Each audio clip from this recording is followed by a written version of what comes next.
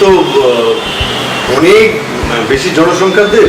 আমাদের দেশের যে নিয়ম কানুনগুলো আছে সেগুলো অন্যান্য অনেক দেশের সঙ্গে মেলে না। তুমি যদি এখন আরবিয়ান কান্ট্রি দেখো, সেখানে এক ধরনের শাস্তি দেওয়া হয়।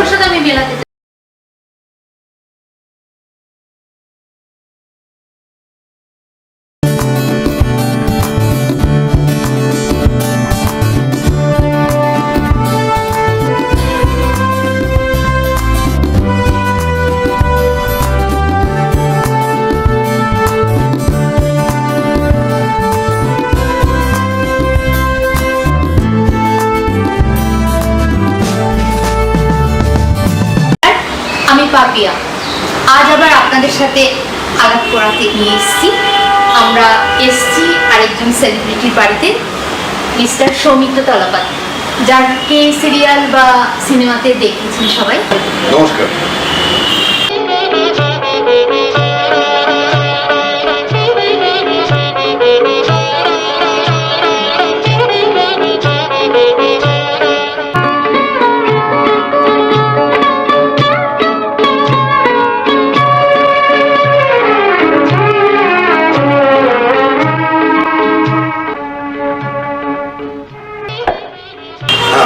বলো, কি জিজ্ঞেস করো? আমার ফার্স্ট প্রশ্ন যে তুমি এই অ্যাক্টিংটাকে প্রফেশন হিসাবে নিয়েছো নাকি প্যাশন, কোনটা? অবশ্যই প্যাশন প্রথমে বলবো। এই কারণেই ছোটবেলা থেকেই আমি পাড়ায়, স্কুলে, কলেজে নাটক করতাম। তো নাটকের কথাটা এই কারণেই বললাম, কারণ একটা নাটকের প্রথম অভিজ্ঞতা হয়েছে আমার বিদেশে গিয়ে নাটক করেছি, সেটা হচ্ছে ভুটানে। তখন আমি ক্লাস 9-এ পড়ি। তারপরে গ্র্যাজুয়েশন করার পরে কলকাতায় আসি। কলকাতায় এসে প্রথম ক্যামেরায় কাজ করি। তোমার সচিন অধিকারী ডিরেক্টর ছিলেন, বুম্বাদা, পাপিয়া অধিকারী নায়ক নায়িকা। বিশেষ করে আমি কাজ করেছি তখন শোলের স্বনামধন্য অভিনেতা গব্বর সিং আমজাদ খানের সঙ্গে, এবং সমিতগঞ্জ মানে বহুদা উনিও ছিলেন। ছোট পাঠ করেছিলাম, ওটা আমার প্রথম কাজ। সেই কাজটা করার পরে চাকরি জীবনের কথা ভাবিনি তখন, কিন্তু যে কোনো রকমভাবেই ভিক্টর ব্যানার্জির সঙ্গে আমার আলাপ হয়। উনি তখন এই আনসার্টেনিটি, এই ব্যাপারটা নিয়ে একটু বলেন এই প্রফেশন। তো সেই মুহূর্তে তখন আমি চাকরিতে জয়েন করি। তারপরে 2013-তে চাকরি ছেড়ে দেওয়ার পরে, ছেড়েই দিলাম, 2014 থেকে আমি পুরোপুরি গ্রুপ থিয়েটার বলতে পারো এখন আমার পেশাই হচ্ছে। নেশা তো আছেই, সঙ্গে পেশা অভিনয়। আচ্ছা, তুমি মানে কি চাকরিতে ঢুকেছিলে, যে ওই চাকরির সাথে কি এই অ্যাক্টিং এর কোনো লিংক আছে, মানে লিংক কিছু পেয়েছো? আমাদের জীবনের প্রত্যেকটা কাজের সঙ্গেই অ্যাক্টিংটা জড়িয়ে আছে। বাট তুমি চাকরিতে ঢুকলে, মানে তোমার একটা টাইমে মনে হলো অ্যাক্টিংটাই আমি করি, অ্যাক্টিং থেকে চাকরিতে ঢুকে আবার তুমি চাকরি ছেড়ে অ্যাক্টিংয়ে আসবে, তার মানে তোমার কি মনে হয়েছে যে ওই চাকরি থেকে তুমি কিছু মানে ইন্সপিরেশন পেয়েছো কি, যে আমার এইটা অ্যাক্টিংটা করলে বেশি ভালো? হ্যাঁ, ইন্সপিরেশন। কারণ আমরা যে স্বনামধন্য আমাদের ডিরেক্টর ছিলেন মৃণাল সেন, উনি মেডিকেল রিপ্রেজেন্টেটিভ ছিলেন। এরকম অনেক বড় বড় মেডিকেল রিপ্রেজেন্টেটিভ তুমি ছিলে? হ্যাঁ, আমি মেডিকেল রিপ্রেজেন্টেটিভ এই প্রফেশনে জয়েন করি। তারপরে আলটিমেটলি প্রমোশন পেতে পেতে কর্পোরেট লেভেলে যাই, এবং তখন 14টা স্টেট আমি কভার করি বিং এ সেলস ম্যানেজার। 2013-তে বাবা মারা যাওয়ার পরে আমি চাকরিটা ছেড়ে দিই। তখন আমি বাইরে পোস্টিং ছিলাম। তো কলকাতায় এসে 2014 4 জানুয়ারি আমি প্রথম বাংলা সিরিয়ালে কাজ করি। ভুলে যেও না প্লিজ বলে একটা সিরিয়াল ছিল, দ্বিজেন বাবু ছিলেন, দ্বিজেন ব্যানার্জি, দীপঙ্কর দে, মানামি ছিল। তো সেই সিরিয়ালে কাজের একটা ভালো একটা অভিজ্ঞতা আছে। মানে 34 বছর পরে, 33 কি 34 বছর পরে আমাদের মহানায়ক উত্তম কুমারের যে মেকআপ রুম ছিল NT1-এ, বা আছে এখনো, তখন তো অরিজিনাল রুমটাই ছিল, যেটা এখন ভেঙে নতুন করে রিনোভেট করা হয়েছে। তো সেই রুমটাতে আমাদের এই সিরিয়ালের একটা সিন হয়, 33 কি 34 বছর পরে ওটা খোলা হয়, মানে শুটিংয়ের জন্য। সেখানে একটাই শট হয়, সেই শটটা আমি দিয়েছিলাম। ঠিক আছে, আমি একটা পুলিশের ক্যারেক্টার করছিলাম এবং মানালি আসবে, এরকম একটা আমাদের দৃশ্য ছিল। তো মজার ব্যাপার হচ্ছে, আমি যখন প্রথমে শট নেওয়ার আগে রুমটায় ঢুকি, দেখলাম উত্তম কুমারের ফটো আছে সামনে, ধূপ ধুনো দেওয়া হয় প্রতিদিন মিষ্টি দিয়ে। উনি যে খাটে শুয়ে থাকতেন, রেস্ট নিতেন, যে চেয়ারে বসে মেকআপ করতেন, এখন বলতে দ্বিধা নেই, তখন সংকোচ হচ্ছিল, কাউকে বলিনি আজ পর্যন্ত। যে তখন আমি ওইখানে সুযোগটা পেয়ে চেয়ারে একটু বসে হাত বুলিয়েছি, টেবিলে হাত বুলিয়েছি, বিছানায় একটু শুয়েছি, এ ভাবা যায় না। মানে তো এই যে মহানায়ক উত্তম কুমারের ওই মেকআপ এটা করতে পেরেছিলাম, এবং সেটা একদম অরিজিনাল রুম ছিল। আজকে সেটা ভেঙে রিনোভেট করা হয়েছে। এটার সঙ্গে জড়িয়ে যদি বলতে চাই, ওনার বাড়িতেও আমার এই মাস 3 আগে যাওয়ার সৌভাগ্য হয়েছিল, ভবানীপুরের বাড়িতে, যে বাড়িতে যে ঘরে ওনার লক্ষ্মী পুজো হতো, সেইখানে আমি গেছিলাম। তো যদিও গৌরবের সঙ্গে দেখা হয়নি, গৌরবের সঙ্গে আমার গাঁটছড়াতে বেশ ভালো কাজ হয়েছে, আমরা একসঙ্গে ভালো এক সম্পর্ক করেছিল। এবং বিশেষ করে ব্ল্যাক কফি নেশাটা আমার গৌরবই আমাকে করিয়ে দিয়েছিল, খুব বানিয়ে খাইয়েছে। ওখানে বরঞ্চ নবনীতার সঙ্গে দেখা হয়েছিল, গৌরবের যে দিদি বোধহয়, ওর সঙ্গে দেখা হয়েছিল, সেখানে বিশেষ কাজে গেছিলাম। এই ব্যাপারটা আমার বিরাট পাওনা একটা পেয়েছি। বিশাল ব্যাপার, বিরাট ব্যাপার। মানে এটার মতো, এটা মানে তোমার বোধহয় অভিনয় জীবনের একটা গ্রেট ফিলিংস। মানে একদম মানে উত্তম কুমার তো আমাকে মানে সমস্ত ভারতবাসী, এমনকি বাইরেও, মানে একটা হার্ট ট্রপ বলতে গেলে, মানে একটা ফিলিংস। উত্তম কুমার মানে আমাদের একটা মানে মনে হয় ওরকম কেন একটা ছেলে হলো না, ওরকম কেন একটা দাদা হলো না, ভাই হলো না, ওরকম প্রেমিক কেন হলো না, হাজব্যান্ড কেন হলো না, এরকম না। তো সেই হিসাবে তার চেয়ারটা ছোঁয়া মানে একটা মানে তাকে ফিল করা, আমার মনে হয়েছে তাই ওই ফিলিংটা। ওইটা যে মানে ওইটা যে পেয়েছো, করেছো, তারপরে তোমার কি মনে হচ্ছিল তখন? মানে শিহরণ, একটা আলাদা শিহরণ। তারপরে যে শর্টটা আমি দিয়েছি, সে একবারই ওকে হয়েছিল, কিন্তু ওই আনন্দ মুহূর্তটা আমি কোনোদিন বুঝতে পারবো না। এবং আমি পরবর্তীকালে যখন আমি যাদবপুরে প্রথম ভাড়া ছিলাম ডলফিনের পাশে, তো মর্নিং ওয়াক করতে যেতাম, তো সৌমিত্র চট্টোপাধ্যায়কে দেখতাম মর্নিং ওয়াক করতে যেতেন, ওখানে ওনার সঙ্গে আমার আলাপ হয়, আমি যেটি আলাপ করি। উনি আমাকে মানে মানে কি বলবো, আমি কাকাবাবু বলে ডেকেছি। ওনার যে এত মহৎ মানুষ ছিলেন, অত্যন্ত ভালো ব্যবহার। উনি আমাকে ওনার বাড়ি দেখিয়ে দিলেন, দেখিয়ে বললেন আমার বাড়িতে আসবেন। তারপর ওনার বাড়িতে যাই, দীর্ঘ 3 থেকে 4 বছর আমি ওনার সঙ্গে মানে মনে করেছি। এবং ওনার বাড়িতে যতবার গেছি, এত বড় মাপের লোক, কোনোদিনও বুঝতে পারিনি আমার মতো একটা ক্ষুদ্র মানুষকে। মানে আমি তো তখনও অভিনয় জীবনে ঢুকিনি, তখন চাকরি লাইফেই ছিলাম। এটা 2000, 2001, 2002, 2003 এই সময়কার কথা।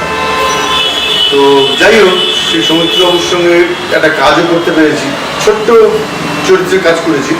এই 2019-এই কাজটা করেছি, হারায় খুঁজি তারে, যেটাতে তুমিও ছিলে একটা ডাক্তারের। সৌমিত্রবাবুর কথা বললাম যখন, আমি কাকাবাবু বলে ডাকতাম। একদিন ওনার বাড়িতে গেছিলাম একটা বিশেষ দরকারে, তো আন্টি খুললেন, খুলে বললেন, এই তোমার নামটা কি জানো? তাহলে আমার নাম সৌমিত্র তলা। ও আর সৌমিত্র শুনে শুনে না বেটা, তোমার বাড়ির নামটা বলো। আমার নাম চন্দন। না, রাস্তাঘাটে সৌমিত্র শর্মিলা করে বেড়াচ্ছি। তো যাই হোক, তো সেই সৌমিত্র কাকুকে আমি তখন বলেছিলাম যে কাকাবাবু, এই ছোট্ট উপহারটা নিয়ে এসেছি। তো ওষুধ কোম্পানির বিভিন্ন রকম গিফট পেতাম, তো একটা দুটো আলাদা রাখা হতো, সেটা তখন ওনাকে দিয়েছি। উনি খালি বলতেন embarrassment, embarrassment is the really embarrassing. তো আমি একদিন বলেই ফেললাম, যদি সত্যি এম্বারাসিং হয় তাহলে আপনি আমার কিছু একটা দিন, আবল তাবলের সিঁড়ি দিন। বলছে না, আবল তাবলের সিঁড়ি তো নেই, দাঁড়া কি দিই বলে এদিক ওদিক করে খুঁজে টুজে আলমারি থেকে একটা বই বার করে এনে দিলেন, ওনারই লেখা বই, মানে মানিকদার সঙ্গে লিখে আমাকে বলছেন, এই নাও। আমি তাহলে অটোগ্রাফটা দিই। বলছে কি লিখবো? তাহলে আমার মায়ের নাম দিয়ে লিখুন। বলছে কি নাম? আমার নাম দীপিকা তলাবত। দরাশি পয়সারি কি না 10 কি পয়সা উনি লিখে দিলেন। মানে বইটা আমার কাছে আছে এখনো, সেই স্মৃতিগুলো মনে পড়ে। এত ভালো ব্যবহার, অমায়িক ব্যবহার, অনেক কিছু শিখতে পেরেছি ওনার কাছে। ওনার আবৃত্তি করার স্টাইল, ওনার গল্প করার মতন মানে পরিবেশ সৃষ্টি করা, মানে এত গুণী মানুষ ছিলেন। ওনার সঙ্গে আমি জিজ্ঞেস করেছিলাম, উত্তমবাবুর সঙ্গে ওনার অভিজ্ঞতা কিছুটা শেয়ারও করেছিলেন। সেগুলো থাক, সেগুলো বলতে গেলে অনেক সময় লেগে যাবে। আসলে মানে আমি সেই সময়টা একটা অভিনয়ের স্বর্ণযুগ ছিল। মানে উত্তম কুমার ছিলেন, সৌমিত্রবাবু ছিলেন, তুলসী চক্রবর্তী ছিলেন, কালী ব্যানার্জি ছিলেন, পাহাড়ি সান্যাল ছিলেন, ছবি বিশ্বাস ছিলেন। মানে সেটা একটা অন্য রকম ফ্লেভার। মানে সেই ফ্লেভারটা তুমি পেয়েছো, এটাতে তোমার নিজেকে কি মনে হচ্ছে? আমি বিরাট ভাগ্যবান, তার কারণ হচ্ছে দেখো আমি চাকরি জীবনে যে স্ট্যাচারে ছিলাম সেটাও যেমন আমি ভাবিনি যে ওইখানে কোনোদিন আমি উঠতে পারবো, পৌঁছতে পারবো। এবং এই যে অভিনয় জীবনে এসে এই লাস্ট 10-11 বছরের মধ্যে আমি যা যা পেয়েছি, যাদের সান্নিধ্য পেয়েছি, আনবিলিভেবল, মানে উপরওয়ালা আশীর্বাদ ছাড়া কিছু না, অল আর এক্সেস। আমার যা পাওয়ার দরকার ছিল বা আমি যার কোয়ালিটি আমার নিজের মনে করি, if I analysis in depth analysis করলে আমি দেখবো যেটা পাচ্ছি আমি এখন অল এক্সট্রা, তার থেকে বেশি অনেক বেশি। যেমন দেখো আমি কাজ করার সুযোগ পেয়েছি সৌমিত্র চট্টোপাধ্যায় আমার সঙ্গে, দীপঙ্কর দে, সুমিত গঞ্জ, সাবিত্রী চ্যাটার্জি, মাধবী মুখার্জি, লিলি চক্রবর্তী, হ্যাঁ এরকম অনেক।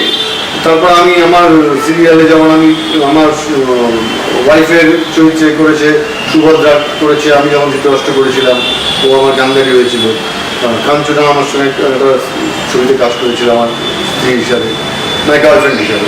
এরকম অনেকের সঙ্গে কাজ করেছি, দ্বিজেন ব্যানার্জি, একের পর এক নাম বলতে গেলে সেটা কি বলবো অনেক সময় লেগে যাবে। এমনকি আমাদের নামী পরিচালক, স্বনামধন্য পরিচালক তরুণ মজুমদার, ওনার সঙ্গে একটি চায়ের আড্ডায় আমরা বসেছিলাম, ওনার সান্নিধ্য পেয়েছিলাম। রুদ্রপ্রসাদ সেনগুপ্ত, ওনার সঙ্গে জ্ঞান মঞ্চে একটা ছোট্ট কফির আসরে ওনার সঙ্গে আলাপ হয়েছিল। এই যে এগুলো এত অল্প সময়ের মধ্যে পেয়ে গেছি না, আমি নিজেকে খুব ভাগ্যবান মনে করি এই ব্যাপারে। আচ্ছা, এগুলো তো গেল।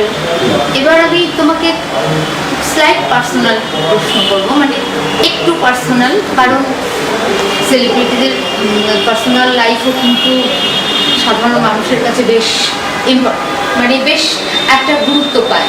অ্যাকচুয়াল প্রত্যেকটা সেলিব্রিটি, যারা সেলিব্রিটি, সত্যিকারের সেলিব্রিটি, তাদের তো আর সেই সেলিব্রিটি সুলভ অহংকারটা থাকে না।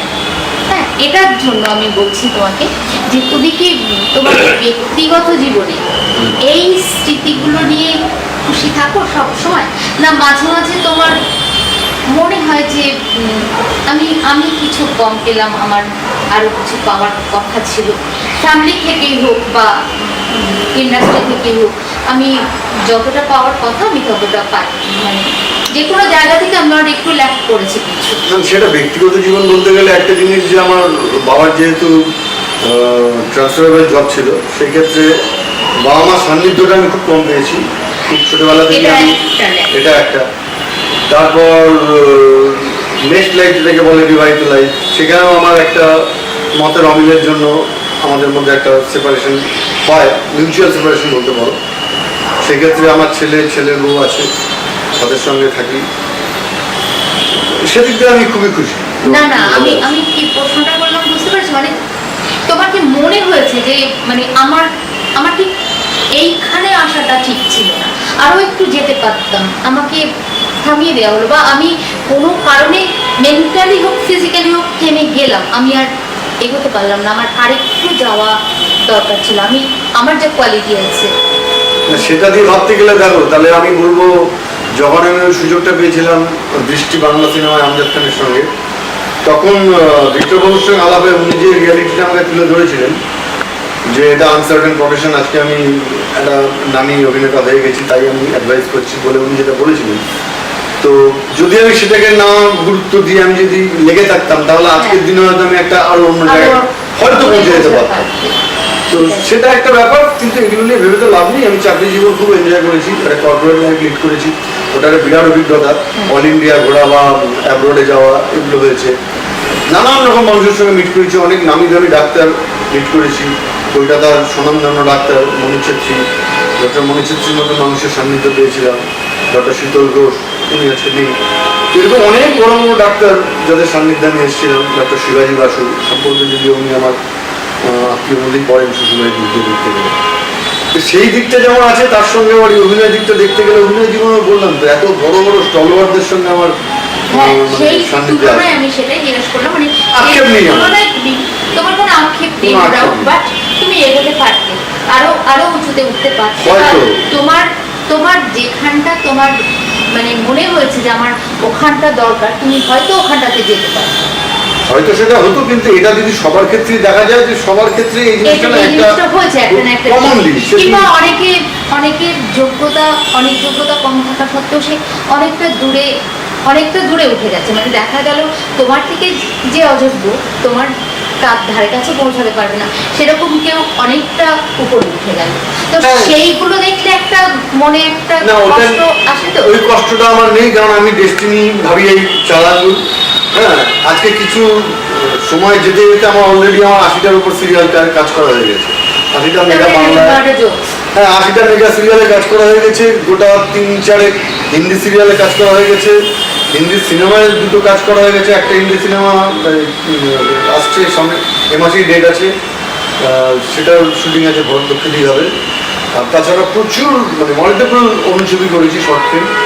তাছাড়া গ্রুপ থিয়েটার অনেক নাটক করেছি, স্ট্রিট ড্রামা করেছি। এখন তো স্ট্রিট ড্রামা বন্ধ হয়ে গেছে প্রায়। বন্ধ হয়ে গেছে, কিন্তু এই এখনকার যে সিনারিও এই অভয়ের কাণ্ড নিয়ে, হ্যাঁ। সেই ক্ষেত্রে খুব দুঃখের সঙ্গেই আমরা পারফর্ম করছি রাস্তায়, পথনাটিকা যেটাকে বলে, প্লাস মিছিলে যাওয়া, এগুলো করতে হচ্ছে। সেই দিক দিয়ে দেখতে গেলে পথনাটিকা এখন আবার শুরু হয়েছে আমাদের এই অভয় কাণ্ড নিয়ে। এটা দুঃখের স্মৃতি একটা। যাই হোক, ওভারঅল দেখতে গেলে আমি আমার লাইফটা আর এনজয় লাগেনি। আমার মানে এই প্রশ্নটা খুব মানে আজকের সময় ভাইতো, যে এই যে মানে অভয়া ব্যাপারটা, এটা কি তোমার শুধু মানে একটা ছেলেদের উপর মেয়েদের অত্যাচার, নাকি রাজনীতিগত ব্যাপার, নাকি আরো আরো গভীরে কিছু আছে তোমার মনে হয়েছে?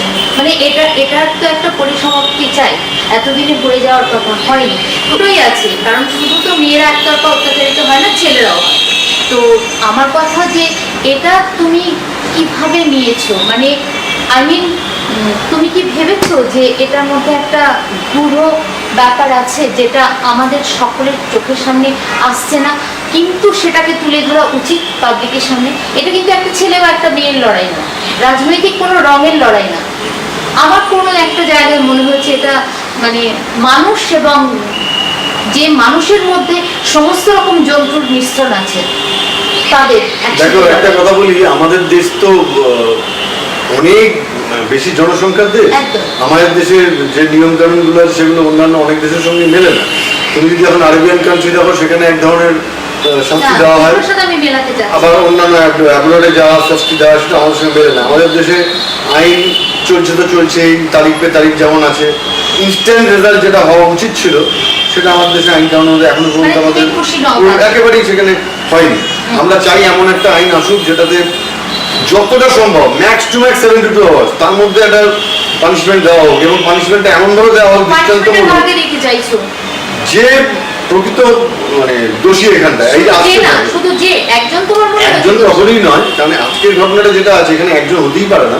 তার কারণ আমি কিছুদিন আগে মানে যেদিনকার আমাদের রাত জাগা আন্দোলন হয়েছিল 14 তারিখ, সেদিনকার মনে আছে আমি বারাসাতের ডাকবাংলোর মোড়ে আমাকে কোনো একটা চ্যানেল, রাষ্ট্রীয় চ্যানেল থেকে জিজ্ঞেস করেছিল। আমি বলেছিলাম যে এই যে প্রিন্সিপাল, আমি আজকে অন ক্যামেরা বলছি, সেই প্রিন্সিপাল যে ডক্টর সন্দীপ ঘোষ, আমি TV9 বাংলার থেকে জানতে পেরেছিলাম দেখে যে উনি ওনার নিজের 14 দিনের শিশুর সামনে তার নিজের স্ত্রীকে পেটে লাথি মেরে পেটে সেলাই ফাটিয়ে দিয়েছিলেন, ঠিক আছে? এবং পাড়ার লোকরা নিয়ে গিয়ে হসপিটালে নিয়ে যেতে রাস্তায় মারা যাচ্ছে।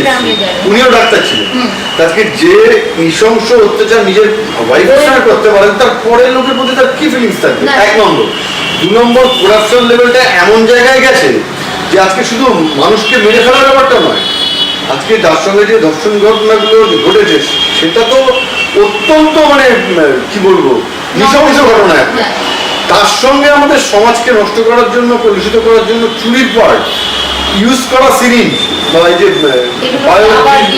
বিক্রি করা, বাংলাদেশে যেটা জানতে পারছি সমাজের আমাদের এই সোশ্যাল মিডিয়ার মাধ্যমে, টিভির নিউজের মাধ্যমে, তার সঙ্গে অর্গান বিক্রি করা, ডেড বডি বিক্রি করা, এবং সেখানে মানে অন্য অন্য মেয়েদের নিয়ে মধুচক্রও হয়েছে বিভিন্ন রকম। মানে এমন কোনো জিনিস নেই যেখানে নোংরামোটা উনি করেননি, বা ওনাকেই কেন বলছি, যেহেতু উনি যেহেতু ওখানকার হেড, ওনার কনসার্ন ছাড়া কোনো কাজ হতে পারে না। এবং সেটা আজকে ওনার সঙ্গে এটা একটা বড় নেক্সাস। আমি তো ডিপার্টমেন্টাল কেউ নই, বা আমি প্রশাসনের কেউ নই। সেক্ষেত্রে প্রশাসনের অনেক আগের থেকে এটার উপর স্টেপ নেওয়া উচিত ছিল, যেহেতু ওনাদের এক্স যে সুপার ছিলেন মিস্টার ডক্টর আলী, যেটা উনি উনি বলেছেন যেটা ওনার কথা, ওনার যে কমপ্লেন করা ছিল সেই কমপ্লেনগুলো যদি ধরে আজকে স্টেপ না হতো তাহলে আজকে এই দুঃখের দিনটা আমায় দেখতে হতো না। এটা গেল নারকীয় ঘটনা একটা, প্লাস সমাজটা এমন একটা জায়গায় গেছে যেখানে আজকে দেখুন শিক্ষা দেখুন জেলে পড়ে আছে, তার সঙ্গে আপনি খাদ্য দেখুন জেলে পড়ে আছে, আজকে স্বাস্থ্য বন্ধা হয়ে তা আমরা কোথায় বাস করছি? আমাদের সমাজে আজকে শিশুরা কি শিখছে? যে ডাক্তারদের মধ্যে যদি এই ধরনের প্রবণতা থাকে, সেই ডাক্তার মানে আমরা ভগবান ভাবি, আগামী প্রজন্মের ডাক্তারদের মধ্যে বেশিরভাগ ডাক্তার যদি এই টাকা দিয়ে ডাক্তারি সার্টিফিকেট কেনে বা রেজিস্ট্রেশন নাম্বার কেনে, তাহলে তারা কি বেরোবে? কোয়ালিটি বেরোবে, কোয়ান্টিটি হয়তো বেরোবে, কোয়ালিটি কি বেরোবে? এটা নোট অফ ইন্টারভিউশন থাকে। কিন্তু আমাদের এখানে প্রচুর ভালো ভালো ছেলে মধ্যবিত্ত গরিব মানে জমি বাড়ি বিক্রি পরিস্থিতির শিকার হয়। তাহলে তো সমাজে কি থাকলো আর বাকি? আমার মনে হয় না স্বাধীনতার আন্দোলনের পরে এই ধরনের নোংরা একটা ব্যাপার নিয়ে জনজাগরণ যেটাকে বলা হয়। তুমি যেটাকে বলছো নোংরা, মানে শুধুমাত্র ধর্ষণের ব্যাপার নিয়ে না, ধর্ষণ শুধু না, ধর্ষণ আরো বেশি নোংরামি রয়েছে। আমি ধর্ষণ শব্দটা ইউজ করছি শুধুমাত্র মানুষের ক্ষেত্রে নয়, মেয়েটির ক্ষেত্রে নয়। ধর্ষণ শব্দটাকে আমি এমন ভাবে ইউজ করতে পারি নেগেটিভ পার্ট হিসাবে। আজকে চিকিৎসা স্বাস্থ্যের মধ্যে এই দুর্নীতি না ঢুকলে পারে একটা ছেলের পাসফেল ডিপেন্ড করছে টাকা পয়সার উপরে, লেনদেন হচ্ছে, ডেড বডি বিক্রি হচ্ছে, ব্লাড বিক্রি হচ্ছে বেশি দামে, আজকে অর্গান বিক্রি হয়ে যাচ্ছে। এর সঙ্গে একটা মেডিকেল কলেজ তো জড়িয়ে নেই, বিরাট বড় নেক্সাস। আজকে কি আমাদের প্রশাসন এটা জানে না? আমাদের উচিত যেভাবে আমরা গর্জে চলেছি আমরা গর্জে যাবই। 2 নম্বর আমাদের প্রশাসনকে খুব কঠোরভাবে এটাকে নিয়ন্ত্রণ করতে হবে, যাতে আগামী দিনে এ ধরনের অন্যায় করার সাহস কেউ না দেখাতে পারে। তুমি আশা করছো যে আমাদের এখানে ওটা হবে? দেখো, আমি পজিটিভ চিন্তা করতেই ভালোবাসি, হবে না বলে এমন কিছু নেই। আজকে তুমি যদি ইতিহাস ঘাটো, হিটলারের কথা ভাবো, তুমি হিটলারের কথা ভাবো, মুসলিমের কথা ভাবো, তাদেরও ধ্বংস হয়েছে, ঠিক আছে? আজকে আমাদের এখানে যে চেঞ্জেস হবে না এটা বলা যায় না, অবশ্যই হবে। ওই আমরা মনে আছে ছোটবেলায় স্কুল লাইফে একটা ভাব সম্প্রসারণ আমরা খুব পড়া হতো, মেঘ দেখে কেউ করিস নে ভয়, আড়ালে তার সূর্য আসে। তো আমাদের যে সূর্য দেখা দেবে না এটা আমি বিশ্বাস করি না। সেই দিকে আমি চিন্তা করি যে নোংরাকে ঝেঁটিয়ে দিয়ে পরিষ্কার জায়গাটা অবশ্যই আসবে, অবশ্যই আমাদের ভবিষ্যৎ প্রজন্ম একটা ভালো জায়গা পাবে। অবশ্যই অবশ্যই তুমি পজিটিভ মাইন্ডে, মানে এই কথাগুলো শুনলে অনেকেই ইন্সপায়ার্ড হবে যে না, এরকম ভাবনার মানুষও আছে, এরকম অনেকেই ভাবে, আমরা ভাবি। এবার তোমাকে লাস্ট একটা কোয়েশ্চেন করবো যে এই যে সমস্ত কিছু মানে পুরো তোমার কর্মজীবন, তোমার অভিনয় জীবন, তোমার বাবা মা, তোমার ওয়াইফ, তোমার মানে ছেলের বউ, তাদের সংসার, আজকে তুমি যে পজিশনে, আজকে তুমি যেখানে, তার মানে তুমি একজন মেয়ের শ্বশুরমশাই, হ্যাঁ, একটা ছেলের বাবা, তুমি একজনের যদিও ডিভোর্স হয়নি তো তবুও তার স্বামী, তো কোনো মা বাবার সন্তান। তো এর মধ্যে তুমি কোন সম্পর্কটাকে সবচেয়ে মানে, আর তুমি এই যে সোশ্যাল ওয়ার্ক করছো, মানে আমরা তুমি যে বললে যে আমরা যতদিন পারবো লড়াইটা লড়বো, তো এর মধ্যে এতগুলো সম্পর্কের মধ্যে কোন সম্পর্কটার গুরুত্ব তোমার কাছে সবচেয়ে বেশি? এখানে দেখো, প্র্যাকটিক্যালি কোনো ইন্ডিভিজুয়ালকে নিয়ে আমি বলতে পারবো না, কারণ আমি একটা জায়গায় বিশ্বাসী, মানবিকতার সম্পর্ক। প্রকৃত মানবিকতার সম্পর্ক নির্ভর করে একটা মানুষের উপরে। সে মানুষের ওই কমনলি লোকে যেমন বলে না, মা না হুঁশ থাকলে পারে মানুষের, আমি ওটাকে ধরে রেখেই মানবিকতার কথাটা বললাম এই কারণেই। যে কোনো সে মানুষ হোক প্রাণী হোক সব নির্বিশেষে যদি আমার মনের মধ্যে ভালো চিন্তাভাবনাটা থাকে, সদ্ভাবনাটা থাকে, তাহলে পরে ভালো কাজ হবে। এবং যাদের মধ্যে সেটার প্রবণতা কম, সেটাকে যদি চেঞ্জ করাতে পারি। তুমি কোনটা চাচ্ছ? তুমি ইম্পর্টেন্স কোনটা দিচ্ছ? অবশ্যই আমি চাইবো যে নেগেটিভটার, মানবিকতার জয় হোক। অবশ্যই যাদের মধ্যে কুপ্রভাবটা থাকবে, সেই কুপ্রভাবের নেগেটিভ ইম্প্যাক্টটা তাকে বুঝিয়ে দিয়ে যদি তাকে চেঞ্জেস এনে পজিটিভে কনভার্ট করানো যায়, সেটাই আমাদের কাম্য। আমি ওই জন্যই ভাবছি যে এই যে আন্দোলন চলছে, এই আন্দোলন চলুক যতদিন না দোষীদের শাস্তি হচ্ছে, ইন অল রেসপেক্ট। সেক্ষেত্রে চরম শাস্তি হোক, আর যদি সেরকম ক্ষেত্রে নতুন কোনো আইন এনে আরো তাড়াতাড়ি বিচারটা পাওয়ানো যায়, তাহলে হয়তো আমাদের দেশের এত কোটি জনসংখ্যার মধ্যে বেশিরভাগ লোকরাই আনন্দ পাবে, আনন্দ পাবে। সুখে বাঁচতে পারবে। এবার আমি একটু মানে একদম হ্যাবানাতে উঠতে চাই, কোনো ভাবনা চিন্তা করবো না, 1 সেকেন্ড 2 সেকেন্ড সময় লাগবে। বেশ। কয়েকটা করে নিই তাহলে। উত্তম কুমার না সৌমিত্র? সৌমিত্র। পদ্মা না গঙ্গা? গঙ্গা। বহরমপুর না কলকাতা? অবশ্যই কলকাতা। তোমার সবচেয়ে প্রিয়, সবচেয়ে আত্মার কাছের মানুষ আর সবচেয়ে ঘৃণার মানুষ, সেটা কি মানুষ না অন্য কিছু? অবশ্যই শ্রীরামকৃষ্ণ। রামকৃষ্ণ আত্মার কাছের মানুষ, আর সবচেয়ে ঘৃণার সে কি মানুষ না অন্য কিছু? সে দেখতে মানুষের মতোই, কিন্তু এই ধরো সে ফর এক্সাম্পল এখন কারেন্টলি যেটা দেখছি আমরা ডক্টর সন্দীপ ঘোষ, এই ধরনের চরিত্রের মানুষ অত্যন্ত ঘৃণা পাচ্ছে। আর মানে সেই জন্মান্তর কবিতাটার কথা মনে পড়ছে, তো আমি চাই না হতে পরজন্মে সেসব নববঙ্গের চালক। তো তুমি এরকম সভ্যতা চাও নাকি? খুব দুষ্কর, কেননা সমাজের পরিস্থিতি। না, তোমার কাছে এটা কি সভ্যতা মনে হচ্ছে? সভ্যতার কোনো অংশেই নেই তো আমরা, মানে এমন একটা অসভ্য, মানে অসভ্যতার মধ্যে দিয়ে আমরা চলছি। তার মধ্যে অনেক সভ্য লোক আছে ঠিকই, কিন্তু এটাকে সভ্যতা পুরোপুরি কি করে বলি আমি? তার মানে ওই ওই ননিছানার গান ডাকছে, যেখানে কদম গাছে দোলনা বেঁধে সে তো ডাকবেই। মানে সেই রকম একটা, ওই দিন তো আর ফিরে পাবো না, সেই দিন তো কিন্তু ডাকবে। মানে চাওয়াটা আছে। ওরকম যদি পরিবেশ আবার ফিরে আসতো, তাহলে তাহলে ওনার সুখের ওর থেকে বেশি সুখ আর কিছু হলো না। মানে এই তো এত মানুষের সাথে কাজ করেছো, এত ভালো ভালো সেলিব্রিটির সাথে কাজ করেছো, এমনকি কিছু ঘটনা ঘটেছে যে তারা তোমার শরীরে মনে ছাপ ফেলেছে? হ্যাঁ, এ তো কি সিরিয়ালটার নামটা মনে পড়ছে না, মোমপালক বোধ হয়। ওখানে একটা সিন ছিল জয়জিৎ, অ্যাকচুয়ালি জয়জিৎ হচ্ছে আমাদের জলপাইগুড়ির জামাইয়ের, মানে ওর শ্বশুরমশাইয়ের সঙ্গে আমাদের ভালো আলাপ ছিল। তো সেই জয়জিতের একটা সিন ছিল আমার সঙ্গে। তো সেখানে জয়জিৎ বলে ব্যাক করতে যাবে, পুরো শরীরটা আমার উপর ছেড়ে দেয়, আমিও ধম করে পড়ে গেলাম ফ্লোরের মধ্যে, জয়জিৎ আমার উপরে পড়লো, সে পড়ে আছি সেই নিয়ে রিল হচ্ছে। কিন্তু কেউ আর তুলছে। তারপরে তো অনেক কষ্টে উঠলাম দুজনেই, যাকে সেরকম সিরিয়াস কিছু হয়নি। তারপরে আবার শুটিং শুরু হলো। এটা এমন একটা হয়েছে, আবার এমনও হয়েছে যে মতের অমিল হওয়াতে আমি একটু অভিমান করে বলেছি, আর রইলো খোলা চললো খোলা, এরকম আর কি, থাক তোমার শুটিং, তাহলে বেরিয়ে এসছি ফ্লোর থেকে, এরকম হয়েছে। কিন্তু সেগুলো উচিত নয়, পরিবেশ বাধ্য করেছে, এই আর কি। আরেকটা কথা শুনেছি, মানে আমিও শুনেছি যে তুমি নাকি গান জানো, মানে গান করবে। হ্যাঁ, ওটা তো আমার বিরাট বড় একটা শিক্ষার জায়গা, যেখানে শিক্ষায়তন বলি আমি আমার স্নানাগারটাকে। এইটুকু বয়স থেকে আমি বাথরুমে চিৎকার করে গান করতাম। আমার পাড়াপড়শির লোক যারা শীতকালে এই রোদ্দুর তাপাতো, ঢিল ছুঁড়ে মারতো। আমাদের জলপাইগুড়ির বাড়িতে টিনের চাল ছিল, কুকুর আসতো না তো? না না, কুকুর আসতো। এবং সত্যি কথা বলতে কোনোদিন গান শিখিনি, তবলা বাজাবার চেষ্টা করেছিলাম কয়েক বছর, তা ভালো লাগতো না। বাবা আমার রিকোয়েস্টই করেছিলাম, আমার বোন গান করতো, কিন্তু আলটিমেটলি আমি প্রচুর স্টেজ শো করেছি গানে। আমার নামে নাইটও হয়েছে একটা সময়, ব্যারাকপুর পানপাড়া থেকে আরম্ভ করে ডায়মন্ড হারবার, এসব জায়গায় বহু প্রোগ্রাম করেছি।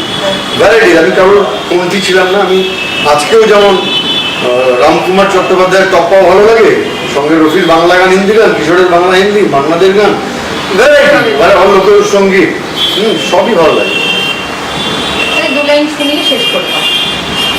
লাইন কমন গান তো সবাই করে, কিশোর কুমার বা মান্নাদের বা রফি সাহেব। তুমি আনকমন, আমি একটা আনকমন দু লাইন একটা টপ্পাই আপনাদেরকে শুনিয়ে দিচ্ছি।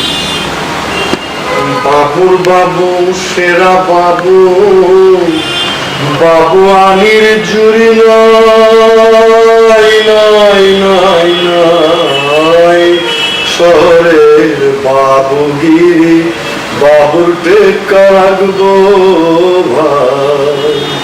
ফুল বাগান সামনে রবে, ফুল বাগান সামনে রবে, ফুল বাগান সামনে রবে, বৃষ্টিতে গোলাপ ছিটবে, আর ইচ্ছে নয় মারবে কাঁটা, নাচ বেসে যে খামটা ঘরের বাবুগিরি বাবুর টেকা রাখবো ভাই। ধন্যবাদ, অনেক কথা বললাম এবং আমরা আমাদের সেলিব্রিটি, আজকে সেলিব্রিটি মিস্টার সৌমিত্র তলাপাত্রর কাছ থেকে তার মনের কথা জানলাম, তার ব্যক্তিগত কিছু কথা জানলাম, আর কিছু অল্প বিস্তর অন্যরকম প্রশ্ন করে তার মনের কথা জানা হলো। আজকের মতো এখানে, আবার আপনাদের সঙ্গে দেখা হবে আরেকজন সেলিব্রিটির সঙ্গে। নমস্কার। নমস্কার।